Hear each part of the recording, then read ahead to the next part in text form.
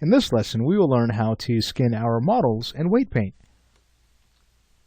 So now that our skeleton is finished, we're ready to work with the skin modifier so we can see our character deform. Now before we start to work with that skin modifier, it's a good idea to reset the X-form of our geometry. What that does is it cleans up the transformation data of each mesh. That way, we can prevent any skewing issues or any weird issues that might come across if we do not take that step. Alright, so let's say we go ahead and prepare for that. What I'd like to do first is take the entire skeleton and have it stored in its own layer so we have a fast way to hide or show this system. We'll head over to Tools, Manage Layers, and we'll go ahead and create a new layer with our selected objects. Alright, great. So once the new layer has been made, I'll go ahead and make sure the default layer is active, and we'll now go ahead and rename this to Skeleton. Alright, beautiful.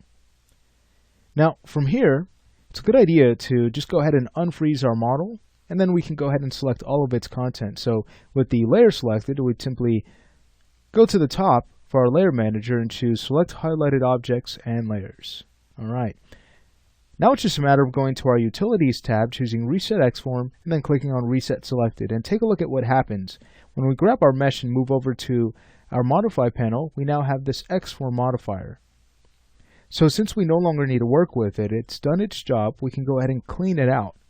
So in order to do so, we simply want to grab all of our objects again from our layer. We'll do that. We can now head over to our Utilities tab, and this time choose Collapse. And very important, we want to choose Modifier Stack Result instead of Mesh. By choosing Mesh, 3ds Max will convert our geometry into editable meshes. So if we want to preserve the state of our geometry, we'd simply use Modifier Stack Result. Now we can choose Collapse Selected. Alright, so if we were to take a look at that same mesh, you'll see that it's cleaned up and it's ready. Alright, great. Let's go ahead and start with the easiest task first. I'm going to press F3 so we can take a look at our texture. There it is. And we'll start with the eyes. So since they'll only be skinned to just one object, we can always go ahead and get this taken care of very quickly. We'll head over to our modifier list, and we'll press the S key until we've managed to find the skin modifier. And then from here, we'll want to go ahead and find our bones list. Now what's nice is that in 3ds Max, practically any object can be a bone. It helps you get really creative with the systems you build. What I'll do is go ahead and choose Add, and since we know that any object here can be a bone object, but we have already specified what objects should be skinned to, what we'll do is go ahead and just filter out our selection. We just want to get to the bone that should influence this eye. So here's a fast way to do that. Under the Find field, we'll go ahead and type in bn_l_e. So you can see here it's not case sensitive, which is really nice. And as we start to type in the name, 3ds Max is going to filter out everything else until we've managed to find the object we need. And now we can choose Select, and it has been added. Let's do the same thing for the right eye. So with that selected, we'll go back to our modifier list. We'll press the S key a few times. There's the skin modifier. Now let's go ahead and click on Add. And another way to find our objects is to remember that every object here is laid out in alphabetical order. So if we wanted to, we could always scroll up a little bit higher. And there it is, our eye bone. So we'll now go ahead and select that and choose Select. There we have it. So if you wanted to test this out, you should be able to go ahead and grab any one of those eye bones and start to rotate. And you'll notice that the eye follows. Very nice. Now how about the teeth? Well, they're going to be skinned to just one object, that's the head bone. So we could actually grab them both and tie them to just one skin modifier. That's great because now we're dealing with less information here. We just have one node that will be tied to multiple objects. Let's go ahead and take a look at what happens. So we'll go ahead and find our skin modifier. And you'll see that it is italicized, whereas if we were to select one of the eyes, that name is not. This just lets us know that it's a part of more than just one object. And the great thing about this is we can just work with one of our teeth here. We can go ahead and search for our head bone. It's the only bone that should influence them. So it's going to be bn_head. We'll choose Select. And now you'll see that as we select between the two, they both are influenced by just one bone. Alright, so if we were to go ahead and take a close look, we should now be able to grab our head bone, rotate it around, and you'll see that the eyes and teeth follow. Alright, great. So now it's time to add our skin modifier to the character. So with the mesh selected, we'll head back over to our modifier list. We'll go ahead and find our skin. And now let's go ahead and choose add. And here's what we'll do at the top. We'll type in bn underscore and now choose select. And that will add all of our envelope objects. Now we know that there are a few that should not be added to this list. Those few would be, of course, the eye bones. So we could always search for them. Here's the left eye. We'll go ahead and scroll down until we have found the bone object for the right eye. We'll go ahead and control click that, and now we can click on remove, and no longer are they part of the skin. So now it's time to test out our skin deformations. If you'd like, you can temporarily lock your model down by freezing it in the layer manager.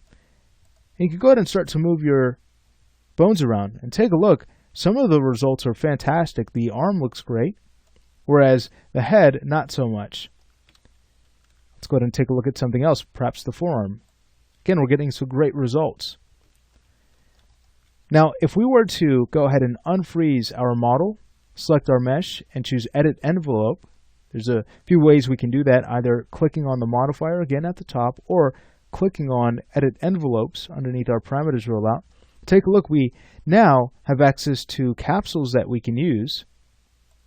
And these capsules will allow us to kind of initially set the envelope region for each bone.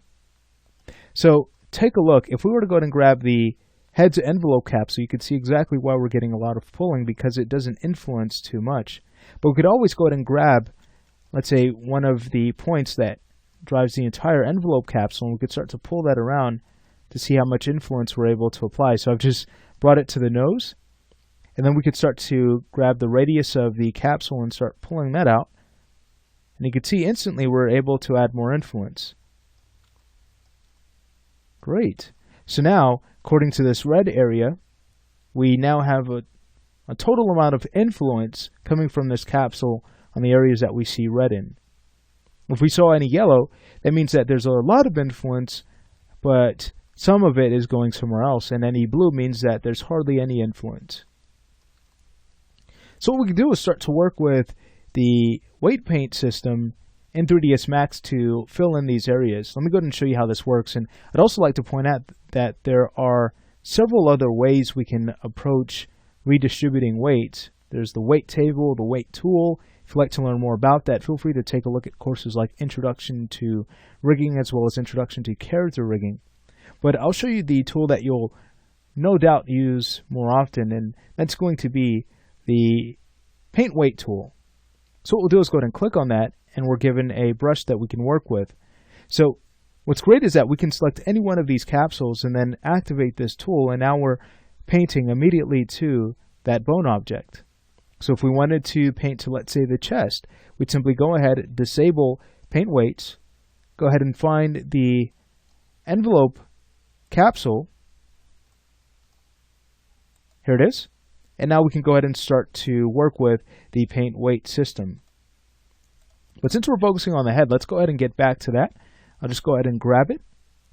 And we'll now choose Paint Weights. To get to our Paint Weight settings, we simply click on the button right next to that tool.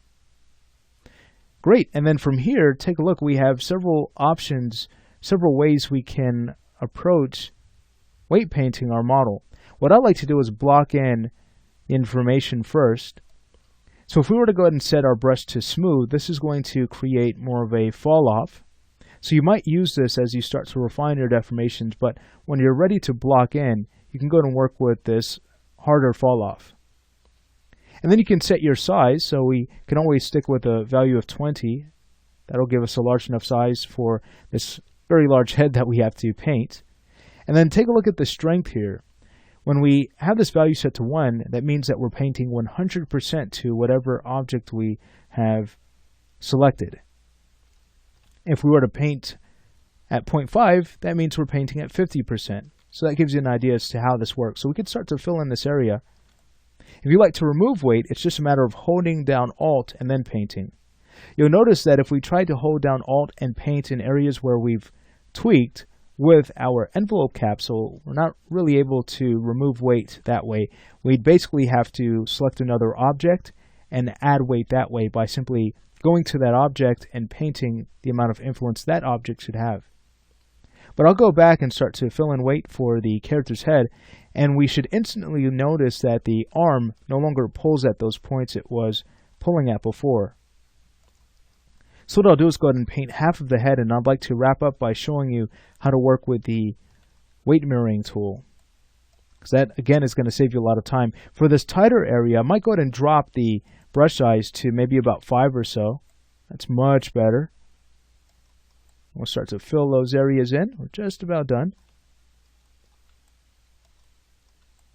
Okay, great. So this should be good for now. Might get the area around the eyebrow and the eyelid just to kind of fill that in. But you'll see now, if we were to go ahead and turn off edit envelope mode and go ahead and just freeze our model, as we start to grab that arm and we start to rotate, we'll notice that those points are no longer being pulled, which is really cool. So now if we want to, we can go ahead and mirror our weights across by simply grabbing our mesh, and then we go ahead and scroll down until we find our mirror parameters roll out. So we need to go ahead and enter into edit envelope mode, and now we can choose mirror mode. Alright, so what we want to do is figure out what points we'd like to mirror across. We should also start to adjust things like our threshold just to increase the accuracy. So notice when we bring this up higher, that's going to increase the accuracy of our mirror. So we could always bring this to about a value of 4 or so. If we see any red areas, that simply means that 3ds Max doesn't quite know what to do with those points. Chances are you'll see areas like that on meshes that are asymmetrical. So you could always work with your mirror threshold to get a more accurate mirror. But now what we need to do is go ahead and transfer from the side that we have painted to the side that needs work. So here's how we do that. We'd simply go ahead and paste blue to green verts. We'd use this last option. You can see the blue verts here are on the left side of the character. The green verts are on the right side. So we're going from blue to green. Let's go ahead and click on that. You can see that the transfer has been made successfully. So now if we were to go ahead and just focus on our skin, I'll go ahead and go back and let's say grab our head bone. What we should notice now is that the right side has also been filled in, which is super cool. So if we were to go back and let's say freeze our model when we start to move our arm, you'll notice that that side looks great as well. So we have several tools that will help us save a lot of time when it comes to skinning in 3ds Max. We've taken a look at the essentials, but feel free to, again, take a look at Introduction to Rigging as well as Introduction to Character Rigging to learn a little bit more about the skinning system and how you can use it advantageously. So that's it for this lesson. In the next lesson, we're ready to start building control objects. So we're basically on the home stretch.